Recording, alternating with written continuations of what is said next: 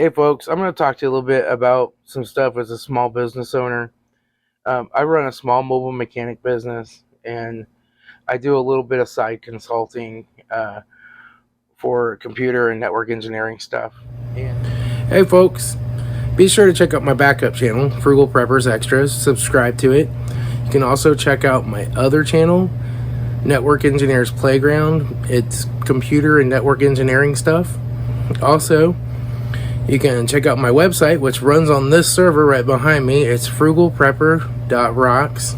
See the links in the pinned comment below. Well, I have to have garage keeper's insurance, even though only part of my work takes place in my actual garage. It's mostly mobile out on the road. But I have to be covered as a mechanic if I'm driving that person's car. And it covers me if I get in an accident. And if they don't have insurance, I'm covered. If they have insurance, my insurance will pay for the damages first. If I hit somebody or somebody pulls out in front of me or whatever goes wrong, or their car catches on fire while it's sitting in my garage, or anything that happens, somebody breaks in, saws off the catalytic converters, it's covered. I pay income taxes on all my income from my business. I run it as a business. I do it at 1040 SE, and I report, all my expenses and losses and profits and do all that. I pay sales taxes, right? Or I charge sales tax and I just give that money back to the state. Uh, but what I want to talk about specifically today is processing credit cards. Credit cards are evil, right? You spend $800 with me, you put it on a credit card, the bank gets $35 of it. Now I take that money, put it in my account, and I go spend it using the debit card. The bank now takes that $700 and they get $30 of it, right? And then that person that I spent it with, they take and use their debit card and they go spend it, and the bank gets another $25 of it. And pretty soon, the banks have just whittled away that amount of money that's available. And it just goes to them as free money that you're handing to them, and it doesn't stay in the economy, right? It doesn't stay towards a small mom and pop business paying to put his kids in a private school or paying for whatever, It goes to a big monster mega bank, and they just buy their new vacation homes with it. So what I want to say is, if you can pay your small business in cash, do it. Because I've had to raise my prices to help cover all of these debit card fees that keep coming in, right? Now, if you sell online, there's not a lot you can do about it, right? That's the common way, right? Now, a while ago, PayPal back in 2019,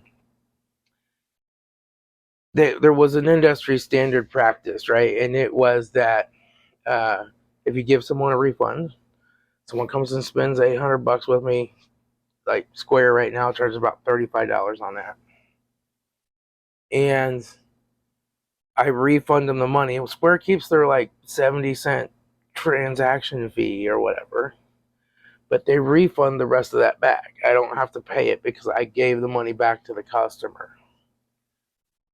Well, PayPal decided they're just going to keep all the money if you refund it. So if someone, say you had an online business and they order something from you, and then they call you and say, "Oh, cancel that, I didn't mean to order it," you just ate all those fees, right?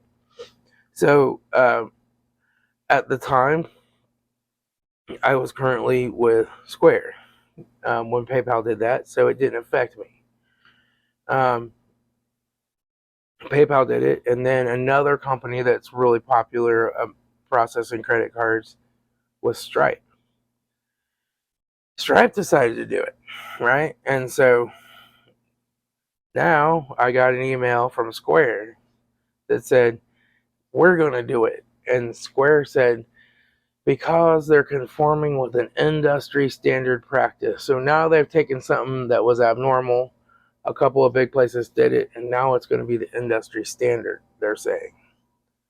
And all that is a way for them to try to grab some more money, grab some of those refund fees back, make their stockbrokers happier, because see, people are spending less now, and people are spending cash more now and using credit cards less now, and they're not getting as many fees back, and they have to justify themselves to their stockholders. So that's a way for them to get some extra money. So, as of April 11th, Square is now not going to refund transaction fees. So I moved to WePay. It's by JP Morgan Chase, and it ties right in with my Zoho still. So basically, I put in the invoice, right? When I work on somebody's car, it's all done. I ask them for their email address. I put them in my laptop system. I do their invoice. I send the payment. It pops up in their email, and they can click on it and pay it on their phone. And of course, cash and checks from the customers that are regular customers that I trust are fine, right? The customers that do business with me, I know their check's good. I don't want to get into having bounce checks and check fees and return checks and all that. I've been through that before. It's just a mess. But these banks are getting out of control. On one hand, they're trying to flag gun purchases. Um, like PayPal won't let you do gun purchases. And ammunition, anything gun related, they're trying to flag that and code it and trying to use that to restrict our freedom. It's our money. We have a right to spend it how we want to, right? And you are making plenty of money off the transaction fees. And now you're not refunding the transaction fees back to the vendors who issue refunds. They're just grabbing more and more and more. So I'll just say this, like, if you can pay your small local business in cash, pay them in cash. Go to the bank, get some cash out, and walk around with some cash to pay these people. And that money goes a whole lot farther. If you pay cash and they pay for something with cash, somebody else pays for something with that cash, or if they deposit it and write a check. So a small mom and pop convenience store, right? They're gonna collect the money, but when they pay their vendors, they pay the guy that drops off the pop. They pay the guy that drops off the chips. A lot of times that's cash. The guy that sells them the beer, that drops off the beer from the beer distributor, he gets paid in cash a lot of times, or a check. They don't really do credit cards in those cases, right? So they either have terms and they pay with a check once a month or whatever, or they just pay in cash when it's dropped off. Enough is enough, and that's just the straw that breaks the camel's back for me with these places.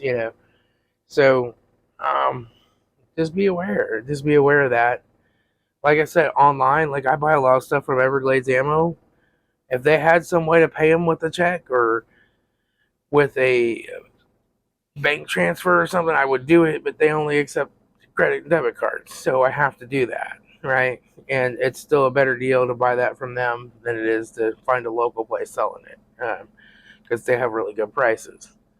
Um, so you're still going to have to use credit cards, but just use them as little as you can and try to pay in cash when you can.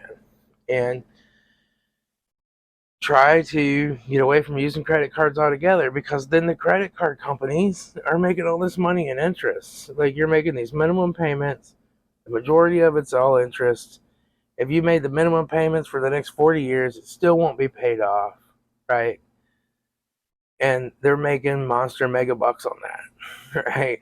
Um, so instead of buying the CEO of some bank a new vacation home, just spend cash. Spend money that you already have. Don't spend money that you don't have. Now, I know sometimes you just have to put things on credit, right?